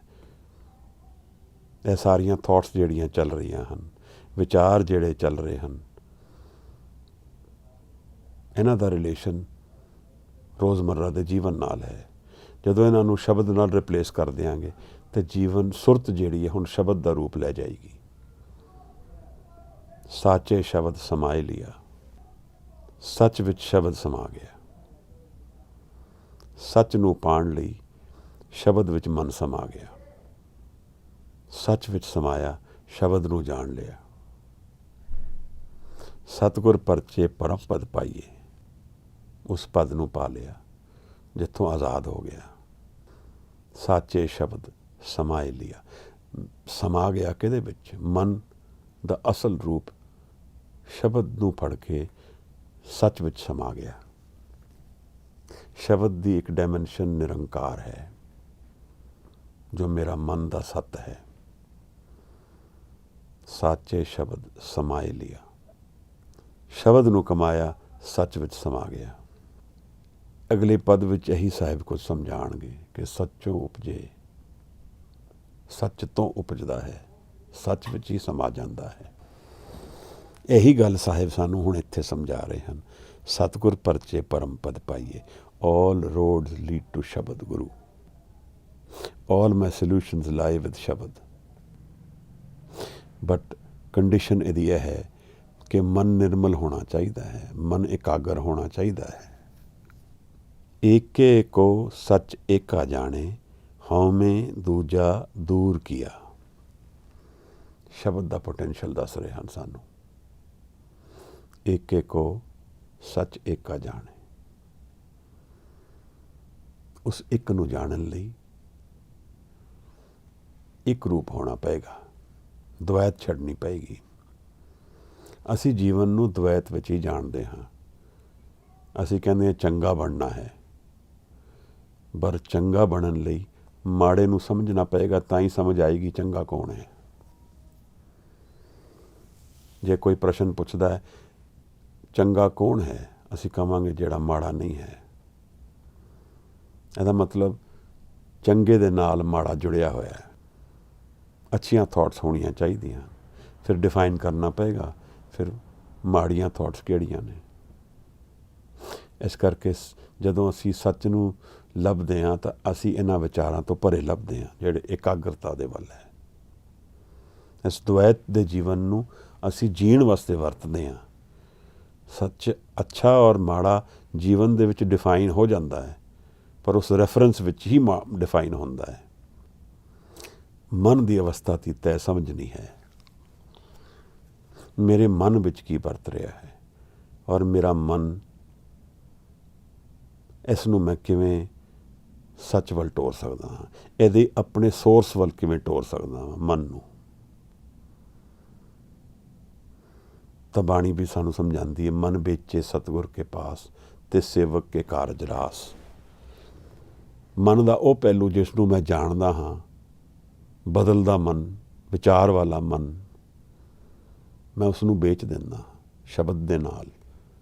ਸ਼ਬਦ ਨੂੰ ਰਿਪਲੇਸ ਕਰ ਦਿੰਦਾ ਆਪਣੀ ਥਾਟਸ ਤੋਂ, ਤਾਂ ਸ਼ਬਦ ਚੱਲੇਗਾ ਫਿਰ ਮਨ ਵਿੱਚ। ਇਹ ਵੀ ਇਸ ਬਾਣੀ ਦੇ ਵਿੱਚ ਪ੍ਰਸ਼ਨ ਉੱਠੇਗਾ ਕਿ ਗੁਰੂ ਕੌਣ ਹੈ। ਗੁਰੂ ਨਾਨਕ ਸਾਹਿਬ ਆਪ ਦਾ ਕਵਣ ਗੁਰੂ ਕਿਸ ਕਾ ਤੂੰ ਚੇਲਾ। ਕਿਉਂਕਿ ਇੰਨੇ ਉਪਦੇਸ਼ ਗੁਰੂ ਸਾਹਿਬ ਨੇ ਦਿੱਤੇ ਹਨ। ਫਿਰ ਯੋਗੀ ਪੁੱਛਣਗੇ ਕਿ ਆਪ ਦਾ ਗੁਰੂ ਕੌਣ ਹੈ। ਇਹ ਤਾਂ ਯੋਗੀ ਸਮਝ ਗਏ ਹਨ। ਜੋ ਲੈਵਲ ਆਫ ਕੁਐਸਚਨਿੰਗ ਹੁਣ ਹੋ ਰਹੀ ਹੈ, ਜੋ ਇੰਟੈਂਸਿਟੀ ਹੈ ਇਹਨਾਂ ਪ੍ਰਸ਼ਨਾਂ ਦੇ ਵਿੱਚ, ਉਹ ਤਾਂ ਸਾਡੇ ਸਾਰਿਆਂ ਤੋਂ ਬਿਯੋਂਡ ਹੈ। ਇਹੋ ਜਿਹੇ ਪ੍ਰਸ਼ਨ ਤਾਂ ਸ਼ਾਇਦ ਮੈਂ ਤਾਂ ਨਹੀਂ ਵਿਚਾਰ ਪਾਉਂਦਾ। ਹੁਣ ਤੱਕ ਦੇ ਜਿਹੜੇ ਪ੍ਰਸ਼ਨ ਆ ਰਹੇ ਹਨ ਉਹ ਸਪਿਰਿਚੁਅਲ ਕੁਐਸਚਨਸ ਨੇ, ਤਾਂ ਗੁਰੂ ਸਾਹਿਬ ਉਹਦਾ ਜਵਾਬ ਵੀ ਦੇਣਗੇ ਕਿ ਕੌਣ ਗੁਰੂ ਹੈ ਔਰ ਕੌਣ ਚੇਲਾ ਹੈ। ਇਸ ਤਰ੍ਹਾਂ ਦੇਖਿਆ ਜਾਏ ਤਾਂ ਇਹ ਡਾਕੂਮੈਂਟ ਕਿਤਨਾ ਪਿਆਰਾ ਹੈ। ਇਹ ਇਨਰ ਸਪਿਰਿਚੁਅਲਿਟੀ ਨੂੰ ਐਕਸਪਲੋਰ ਕਰ ਰਿਹਾ ਹੈ, ਅਧਿਆਤਮ ਨੂੰ, ਐਸੋਟੈਰਿਜ਼ਮ ਨੂੰ, ਅਨਡਿਫਾਈਨਡ ਨੂੰ ਪ੍ਰਗਟ ਕਰ ਰਿਹਾ ਹੈ। ਔਰ ਬੜੇ ਸਿੰਪਲ ਔਰ ਕਲੈਰਿਟੀ ਨਾਲ ਕਰ ਰਿਹਾ ਹੈ। ਸਾਚੇ ਸ਼ਬਦ ਸਮਾਏ ਲਿਏ, ਏਕੇ ਕੋ ਸੱਚ ਏਕਾ ਜਾਣੇ। ਇੱਕ ਨੂੰ ਜਾਣਨ ਵਾਸਤੇ ਇੱਕ ਰੂਪ ਹੋਣਾ ਪਏਗਾ। ਸੱਚ ਨੂੰ ਜਾਣਨ ਵਾਸਤੇ ਇੱਕ ਰੂਪ ਹੋਣਾ ਪਏਗਾ। ਦੁਆਇਤ ਦੇ ਜ਼ਰੀਏ ਨਹੀਂ ਜਾਣ ਪਾਵਾਂਗੇ। ਉਹੀ ਜਾਣ ਪਾਏਗਾ ਜਿਹੜਾ ਇੱਕ ਹੋ ਜਾਏਗਾ, ਇਕਾਗਰ ਮਨ ਹੋ ਜਾਏਗਾ। ਹਉਮੈ ਦੂਜਾ ਦੂਰ ਕੀਆ। ਹਉਮੈ ਵੀ ਗਈ, ਦੂਸਰਾ ਵੀ ਗਿਆ, ਸਿਰਫ ਇੱਕ ਰਹਿ ਗਿਆ। ਕਿਸਨੇ ਕੀਤਾ ਹੈ ਸਭ ਕੁਝ? ਸ਼ਬਦ ਗੁਰੂ ਨੇ ਕੀਤਾ ਹੈ। ਇੱਕ ਸੁਪਰ ਹਿਊਮਨ ਪੋਸੀਬਿਲਿਟੀ ਅਰਾਈਜ਼ ਹੁੰਦੀ ਹੈ ਜਿਹੜੀ ਬਿਯੋਂਡ ਡੈਥ ਦੀ ਗੱਲ ਚੱਲ ਰਹੀ ਹੈ। ਜਿੱਥੇ ਆਈਡੈਂਟੀਟੀ ਗਿਰ ਜਾਂਦੀ ਹੈ ਤਾਂ ਫਿਰ ਡੈਥ ਕੀ ਰਹਿ ਗਈ? ਕਾਲ ਤੋਂ ਮੇਰੇ ਤੋਂ ਮੇਰੀ ਆਈਡੈਂਟਿਟੀ ਹੀ ਲਏਗਾ, ਹੋਰ ਕੁਛ ਨਹੀਂ ਲੈ ਸਕਦਾ। ਬਾਕੀ ਤੇ ਸੱਤ ਰਹਿ ਜਾਂਦਾ ਸਿਰਫ। ਤਾਂ ਮੌਤ ਤੋਂ ਫਤਿਹ ਕਰਨ ਦੀ ਵਿਧੀ ਦੱਸ ਰਹੇ ਹਨ। Beyond my identity, beyond the conditioned mind, there is an unconditioned reality of what is permanent and forever. ਉਹਦਾ ਐਕਸਪੀਰੀਅੰਸ ਸ਼ਬਦ ਦੇ ਜ਼ਰੀਏ ਹੈ। ਚਾਹੇ ਬੈਠ ਕੇ ਕਰੀਏ, ਚਾਹੇ ਟੁਰ ਫਿਰ ਕੇ ਕਰੀਏ, ਸ਼ਬਦ ਮਨ ਨਾਲ ਸ਼ਬਦ ਜੁੜ ਜਾਏ ਤਾਂ ਸਭ ਰਸਤੇ ਖੁੱਲ੍ਹਣੇ ਸ਼ੁਰੂ ਹੋ ਜਾਂਦੇ ਹਨ। ਇਹ ਬਾਣੀ ਦੱਸ ਰਹੀ ਹੈ। ਸਤਿਗੁਰ ਪਰਚੇ ਪਰਮ ਪਦ ਪਾਇਆ। ਮਹਾਰਾਜ ਕਿਰਪਾ ਕਰਨ, ਇਹ ਅਰਦਾਸ ਅਸੀਂ ਮਨ 'ਚ ਰੱਖੀਏ ਕਿ ਕਦੇ ਅਸੀਂ ਵੀ ਆਪਣੀ ਸੁਰਤ ਦੀ ਇਕਾਗਰਤਾ ਸ਼ਬਦ ਵਿੱਚ ਲੀਨ ਕਰ ਸਕੀਏ। ਮਹਾਰਾਜ ਤੁਹਾਨੂੰ ਦੱਸਦੇ ਹਨ, ਹਉਮੈ ਵੀ ਗਈ, ਦੂਜਾ ਵੀ ਗਿਆ। ਇੱਕ ਸ਼ਬਦ ਆਪ ਨਾਲ ਵਿਚਾਰਨਾ ਚਾਹੁੰਦਾ ਮੈਂ, ਜਿਹਨੂੰ ਮੈਂ ਕਈ ਵਾਰ ਆਪ ਨੂੰ ਮੈਂਸ਼ਨ ਕੀਤਾ ਹੈ ਪਰ ਸ਼ਾਇਦ ਪੂਰੀ ਤਰ੍ਹਾਂ ਐਕਸਪਲੋਰ ਨਹੀਂ ਕੀਤਾ। ਇਹ ਸਟੇਟ ਆਫ ਮਾਈਂਡ ਕੀ ਹੈ ਜਿਸ ਦੀ ਸਾਹਿਬ ਗੱਲ ਕਹਿੰਦੇ ਨੇ, ਜਿਸ ਨੂੰ ਪਰਮ ਪਦ ਕਹਿ ਰਹੇ ਹਨ। ਇਹ ਭਗਤ ਰਵਿਦਾਸ ਦਾ ਸ਼ਬਦ ਹੈ ਔਰ ਸ਼ਬਦ ਬੜਾ ਪਿਆਰਾ ਹੈ। ਬੇਗਮਪੁਰਾ ਸ਼ਹਿਰ ਕੋ ਨਾਉ, ਇਹਦੀ ਪਹਿਲੀ ਬੰਦ ਹੈ। ਰਹਾਉ ਦੀ ਤੁਕ ਹੈ, ਅਬ ਮੋਹੇ ਖੂਬ ਵਤਨ ਗਏ ਪਾਈ। ਉਹਾਂ ਖੈਰ ਸਦਾ ਮੇਰੇ ਪਾਈ। ਜਿਸ ਨੂੰ ਗੁਰੂ ਨਾਨਕ ਸਾਹਿਬ ਪਰਮ ਪਦ ਕਹਿ ਰਹੇ ਹਨ, ਅਸੀਂ ਇਹਦੀ ਵਿਚਾਰ ਕਰ ਲੈਂਦੇ ਹਾਂ। ਇਹ ਸਟੇਟ ਆਫ ਮਾਈਂਡ ਹੈ ਜਿਹਦੀ ਗੱਲ ਭਗਤ ਰਵਿਦਾਸ ਇਸ ਸ਼ਬਦ ਵਿੱਚ ਸਮਝਾ ਰਹੇ ਹਨ। ਅਬ ਮੋਹੇ ਖੂਬ ਵਤਨ ਗਏ ਪਾਈ। ਇਹੋ ਜਿਹਾ ਵਤਨ, ਮਨ ਦੀ ਇਹੋ ਜਿਹੀ ਡਾਇਮੈਂਸ਼ਨ, ਉਹਾਂ ਖੈਰ ਸਦਾ ਮੇਰੇ ਪਾਈ, ਜਿੱਥੇ ਸਦਾ ਮੇਰੀ ਖੈਰ ਹੈ। ਕਿਆ ਬਾਤ ਹੈ। I am always looked after here. Begampura ਸ਼ਹਿਰ ਕੋ ਨਾਉ, ਦੁੱਖ ਅੰਦੋ ਨਹੀਂ ਤੈ ਠਾਉ। ਇੱਥੇ ਦੁੱਖ ਨਹੀਂ ਹੈ, ਅੰਦੋ ਨਹੀਂ ਹੈ। ਅੰਦੋ ਦਾ ਮਤਲਬ ਚਿੰਤਾ, ਫਿਕਰ, ਦੁੱਖ। ਇਹ ਤਿੰਨੋਂ ਚੀਜ਼ਾਂ ਨਹੀਂ ਹਨ। ਚਿੰਤਾ ਨਹੀਂ ਹੈ। ਚਿੰਤਾ ਹੀ ਤਾਂ ਮੇਰੀ ਚਿਤਾ ਹੈ। ਇੱਕ ਹਿੰਦੀ ਦਾ ਮੈਂ ਬੰਦ ਪੜ੍ਹਿਆ ਸੀ ਬਹੁਤ ਛੋਟੀ ਉਮਰ ਵਿੱਚ। ਚਿੰਤਾ ਔਰ ਚਿਤਾ ਵਿੱਚ ਕੇਵਲ ਬਿੰਦੂ ਕਾ ਅੰਤਰ ਹੈ। ਇਹੀ ਤਾਂ ਮੇਰੀ ਚਿਤਾ ਹੈ। ਇਹ ਚਿੰਤਾ ਜਿਹਦੇ ਵਿੱਚ ਮੈਂ ਰੋਜ਼ ਜਲਦਾ ਹਾਂ, ਤਾਂ ਭਗਤ ਰਵਿਦਾਸ ਮੈਨੂੰ ਆਜ਼ਾਦ ਕਰ ਦਿੰਦੇ ਹਨ ਇਹਦੇ 'ਚ। ਬੇਗਮਪੁਰਾ ਸ਼ਹਿਰ ਕੋ ਨਾਉ, ਦੁੱਖ ਅੰਧੋ ਨਹੀਂ ਤੈ ਠਾਉ। ਕੋਈ ਇਹਦੇ ਵਿੱਚ ਫਿਕਰ ਨਹੀਂ ਹੈ, ਡਰ, ਕੋਈ ਚਿੰਤਾ ਨਹੀਂ, ਫਿਕਰ ਨਹੀਂ, ਕੋਈ ਦੁੱਖ ਨਹੀਂ, ਅੰਧੋ ਨਹੀਂ ਹੈ। ਦੁੱਖ ਔਰ ਅੰਧੋ ਇੱਕ ਬੰਦ ਵਿੱਚ ਹੀ ਕਿੱਥੇ ਪਹੁੰਚਾਤਾ। ਫਿਕਰ ਨਹੀਂ ਹੈ ਕੁਛ ਵੀ, ਦੁੱਖ ਨਹੀਂ ਹੈ, ਚਿੰਤਾ ਨਹੀਂ ਹੈ। ਮੈਂ ਤੇ ਰੋਜ਼ ਹੀ ਚਿੰਤਾ 'ਚ ਖਪਤਾ ਰਹਿੰਦਾ। ਇਹ ਜੀਵਨ ਤੇ ਸਿਵਾਏ ਚਿੰਤਾ ਤੇ ਹੋਰ ਕੋਈ ਰਸਤਾ ਹੀ ਨਹੀਂ ਹੈ। ਹਰ ਸੋਲਿਊਸ਼ਨ ਨੂੰ ਲੱਭਣ ਲਈ ਚਿੰਤਾ, ਸੋਚ, ਵਿਚਾਰ ਕਰਕੇ ਹੀ ਮਿਲੇਗਾ। ਪਰ ਇਹ ਕਹਿ ਰਹੇ ਹਨ, ਉੱਥੇ ਸੋਚਣਾ ਵਿਚਾਰਨ ਦੀ ਵੀ ਲੋੜ ਨਹੀਂ ਹੈ। ਨਾ ਤਸਵੀਸ ਖਿਰਾਜ ਨਾ ਮਾਲ, ਕੋਈ ਟੈਕਸ ਨਹੀਂ ਹੈ, ਕੋਈ ਪਰੇਸ਼ਾਨੀ ਨਹੀਂ ਹੈ। No worry. तसवीस का मतलब है परेशानी, चिंता। खिराज ना माल, खिराज का मतलब कर, टैक्स। कोई डिमांड नहीं कर सकता मैनू इन्ना हिस्सा दिओ। ये दुनिया तो रोज़ करती है। जितनी गौरमेंट पैसे लिए भुखी होंदी उतने नवे टैक्स आ जाते हैं। ना तसवीस खिराज ना माल। देखो चिंता नहीं है, वरी नहीं है, दुख नहीं है, टैक्स नहीं है। खौफ ना खता ना तर्ज जवाल। खौफ नहीं है, डर नहीं है, ना खता। गलती भी मैं कदे नहीं करता। इत्थे इत्थे हुंदी नहीं गलती, इत्थे गलती कोई है ही नहीं। खौफ ना खता ना तर्ज जवाल। तर्ज जवाल तो अर्थ है कि वो जेड़ा जिथे लॉस होए, घाटा होए। बिजनेसमैन असी बिजनेस करते हैं, रोज़ चिंता करते हैं कि लॉस ना हो जाए। एफर्ट करना पैंदा है। पर भगत रविदास कह रहे हैं ਕਿ ਇਹ ਜਿਹੜੀ ਸਟੇਟ ਆਫ ਬੀਇੰਗ ਹੈ,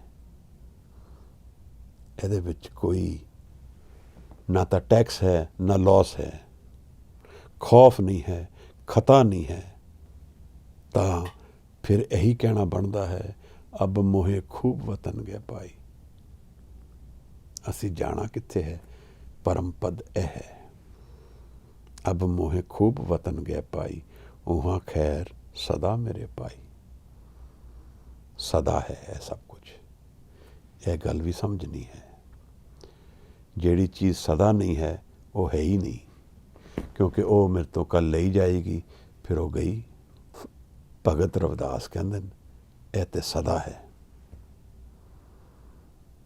ਔਰ ਕਿਤਨੀ ਗਾਰੰਟੀ ਨਾਲ ਕਹਿ ਰਹੇ ਹਨ।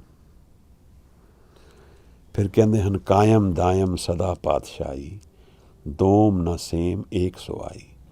ਸਥਿਰ ਹੈ, ਉਹ ਸਟੇਬਲ ਹੈ। ਜਿਹੜੀ ਇਸ ਬਾਣੀ ਨੇ ਸਾਨੂੰ ਸਮਝਾਇਆ ਹੈ, ਕਿਆ ਭਵੀਏ ਸੱਚ ਸੁੱਚਾ ਹੋਏ, ਇਨਸਟੇਬਿਲਿਟੀ ਵਿੱਚ ਕੁਛ ਨਹੀਂ ਲੱਭਣ ਵਾਲਾ।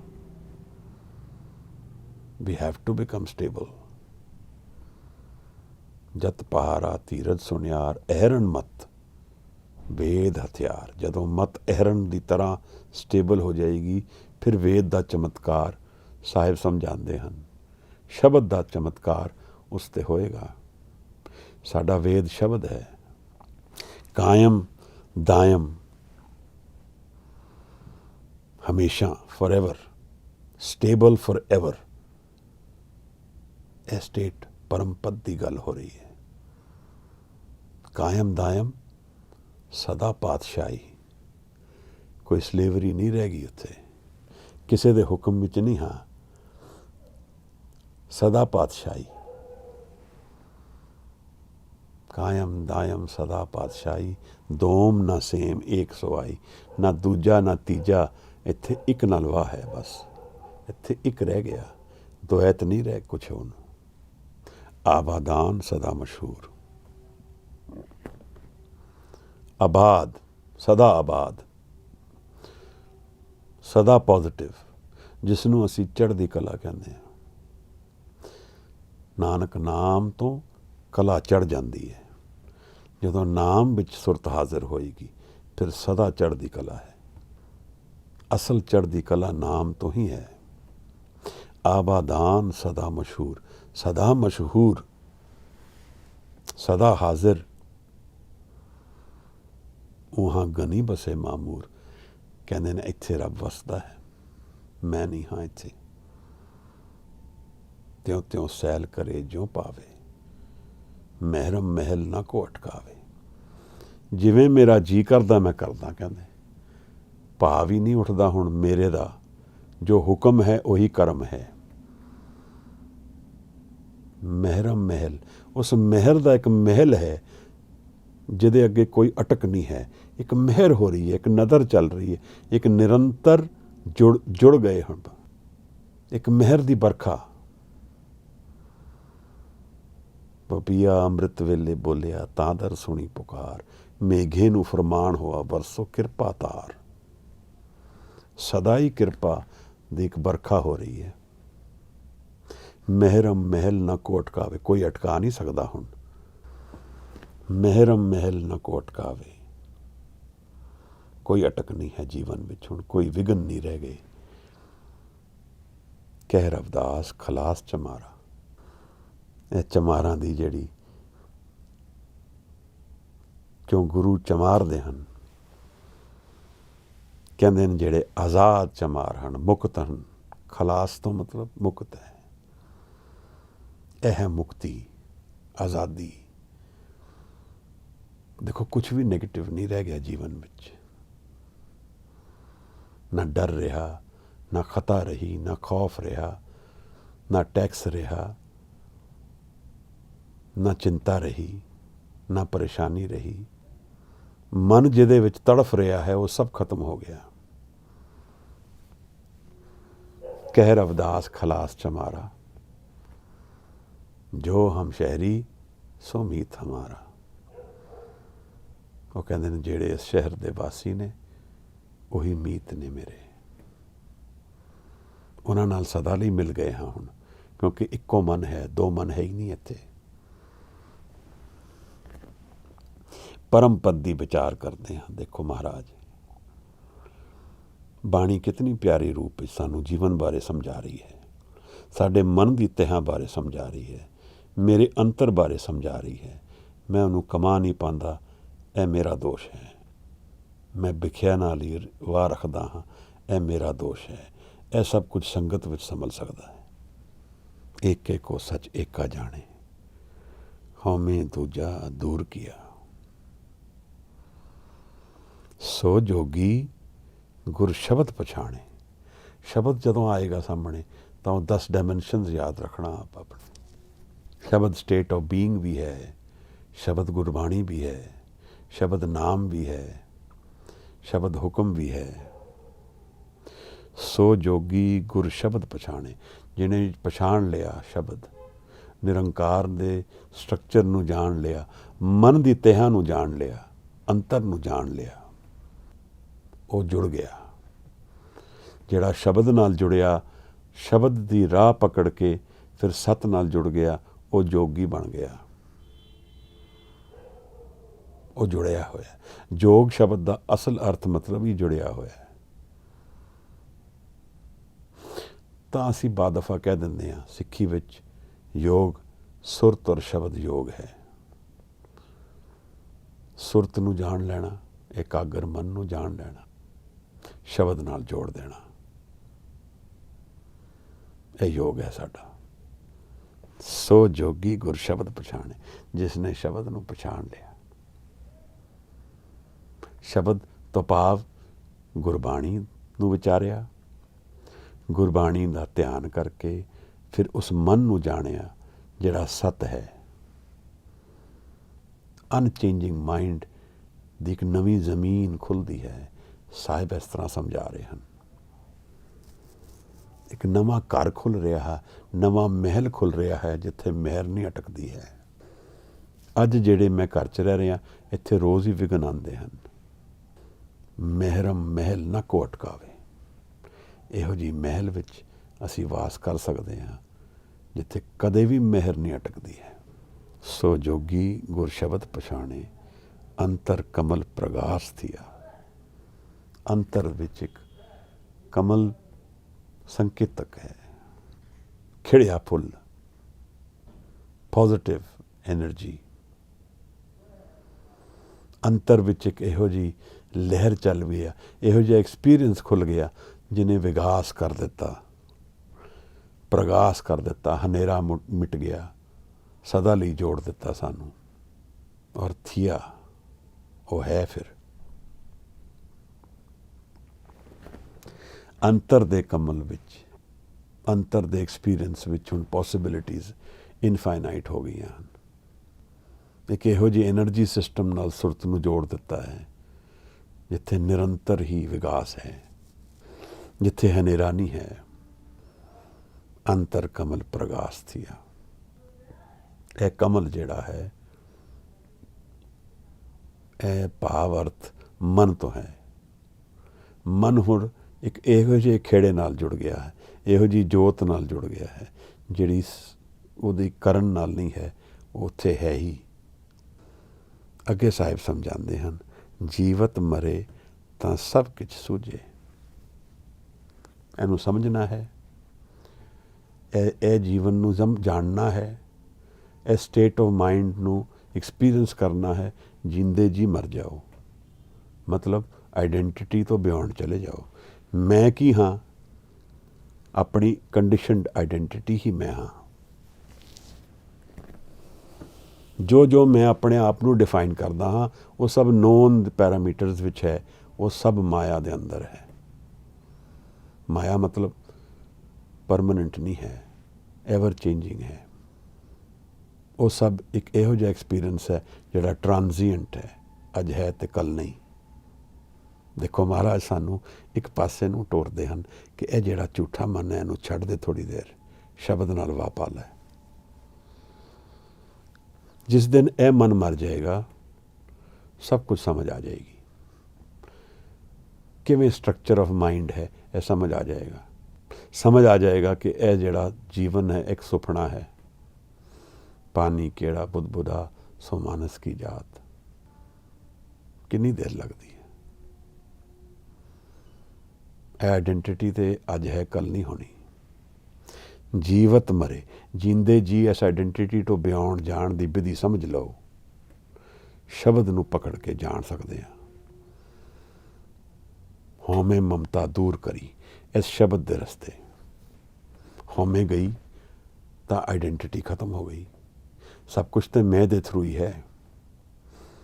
ਮਹਾਰਾਜ ਕਹਿੰਦੇ ਨੇ, ਜਿਸ ਦਿਨ ਇਸ ਮਨ ਦੇ ਬਿਯੋਂਡ ਮੈਂ ਜਾ ਸਕਾਂਗਾ, ਜੀਵਤ ਮਰੇ ਤਾਂ ਸਭ ਕੁਝ ਸੂਝੇ, ਤਾਂ ਸਭ ਸਮਝ ਆ ਜਾਏਗੀ ਕਿ ਸਟਰਕਚਰ ਕੀ ਹੈ ਜੀਵਨ ਦਾ।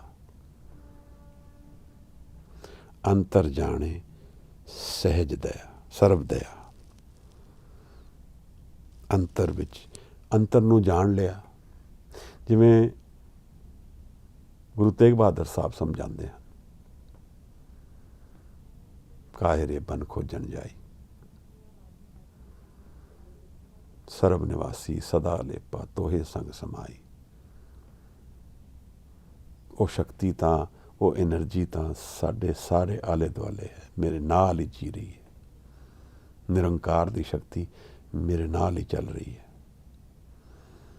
ਬਹੁਤ ਮਰਜੋਂ ਬਾਸ ਪਸਤ ਹੈ, ਮੁਕਰ ਮਾਏ ਜੈਸੇ ਛਾਈ। ਜੈਸੇ ਫੁੱਲ ਦੇ ਅੰਦਰ ਖੁਸ਼ਬੂ ਛਿਪੀ ਰਹਿੰਦੀ ਹੈ, ਲੱਕੜੀ ਦੇ ਅੰਦਰ ਅੱਗ ਛਿਪੀ ਰਹਿੰਦੀ ਹੈ, ਸ਼ੀਸ਼ੇ ਦੇ ਅੰਦਰ ਉਹਦੀ ਪ੍ਰਤੀਬਿੰਬ ਰਿਫਲੈਕਸ਼ਨ ਮਿਰਰ ਦੇ ਅੰਦਰ ਛਿਪੀ ਰਹਿੰਦੀ ਹੈ। ਬਹੁਤ ਮਰਜੋਂ ਬਾਸ ਬਸਤ ਹੈ, ਮੁਕਰ ਮਾਏ ਜੈਸੇ ਛਾਈ। ਤੈਸੇ ਹੀ ਹਰ ਬਸੇ ਨਿਰੰਤਰ। ਤੈਸੇ ਇਸੇ ਤਰ੍ਹਾਂ ਹਰੀ ਜਿਹੜਾ ਹੈ ਨਿਰੰਤਰ ਸਾਡੇ ਨਾਲ ਵਸਦਾ ਹੈ। ਤੈਸੇ ਹੀ ਹਰ ਬਸੇ ਨਿਰੰਤਰ। ਇਹਨੂੰ ਕਿੱਥੇ ਲੱਭਣਾ ਹੈ? ਘੱਟ ਹੀ ਖੋਜੋ ਪਾਈ। ਇਹਨੂੰ ਅੰਤਰ ਖੋਜਣਾ ਹੈ ਸ਼ਬਦ ਦੇ ਜ਼ਰੀਏ। ਬਾਹਰ ਭੀਤਰ ਇੱਕੋ ਜਾਣੇ, ਇਹ ਗੁਰ ਗਿਆਨ ਬਤਾਈ। ਜਦ ਇੱਕ ਨੂੰ ਜਾਣ ਲਿਆ ਤਾਂ ਬਾਹਰ ਔਰ ਭੀਤਰ ਦਾ ਭੇਦ ਮਿਟ ਗਿਆ। ਜਿਸ ਨੇ ਜਾਣ ਲਿਆ, ਬਾਹਰ ਭੀਤਰ ਇੱਕੋ ਜਾਣੇ, ਇਹ ਗੁਰ ਗਿਆਨ ਬਤਾਈ। ਕਹਿ ਨਾਨਕ ਬਿਨ ਆਪਾ ਚੀਨੇ, ਮਿਟੇ ਨਾ ਬ੍ਰਹਮ ਕੀ ਕਾਈ। ਬਿਨਾਂ ਆਪਣੇ ਅੰਤਰ ਨੂੰ ਜਾਣਿਆ ਭਰਮ ਨਹੀਂ ਮਿਟਦਾ ਹੈ, ਸੁਪਨਾ ਨਹੀਂ ਟੁੱਟੇਗਾ।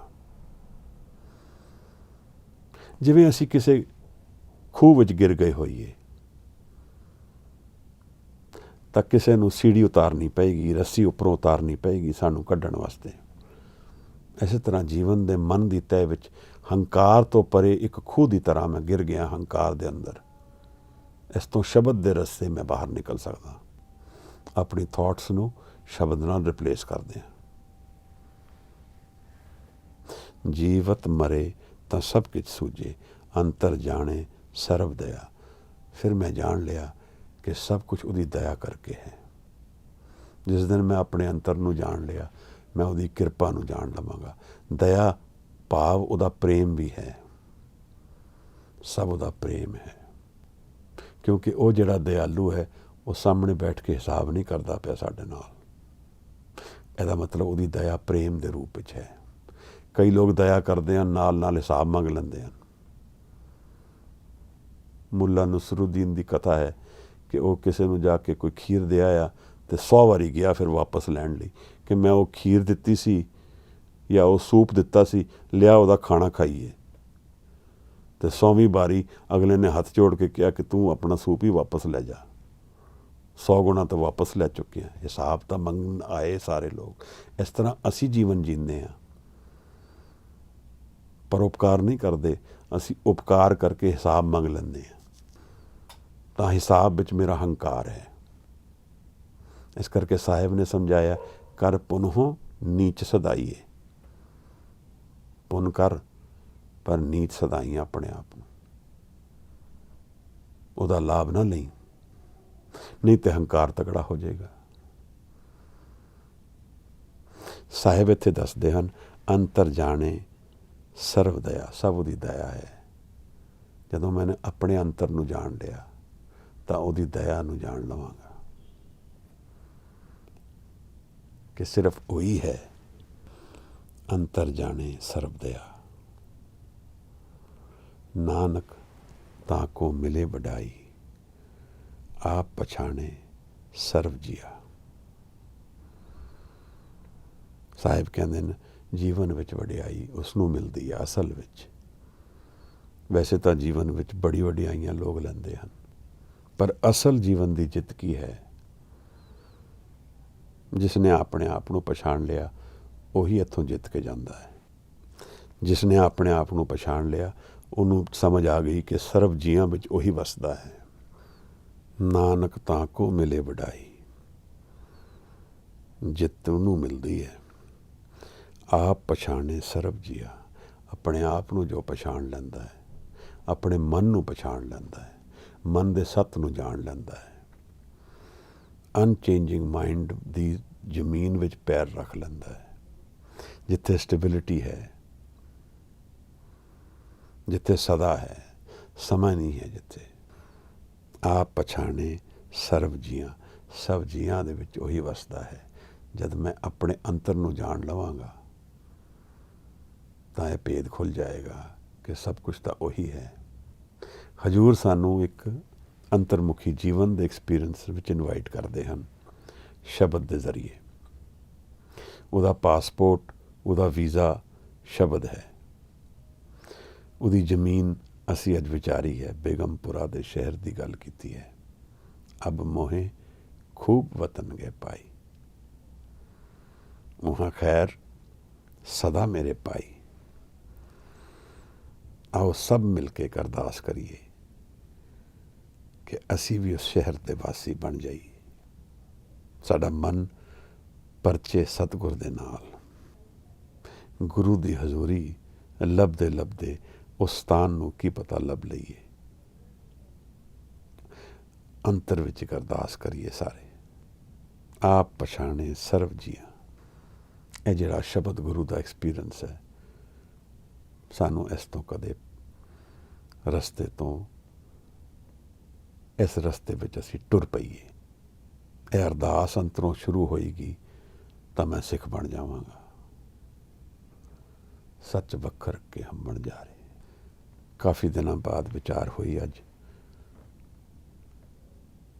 ਉਬੜ ਖਾਬੜ ਜ਼ਮੀਨ ਚੋਂ ਨਿਕਲ ਗਏ ਹਾਂ। ਮਾਫੀ ਚਾਹੁੰਦੇ ਹਾਂ ਕਿ ਹਾਜ਼ਰੀ ਨਹੀਂ ਰਹੀ ਪਿੱਛੇ। ਅੱਜ ਦੀ ਸ਼ਬਦ ਵਿਚਾਰ ਆਪ ਪ੍ਰਵਾਨ ਕਰੋ। ਭੁੱਲਾਂ ਚੁੱਕਾਂ ਖਿਮਾ ਦੇਣਾ।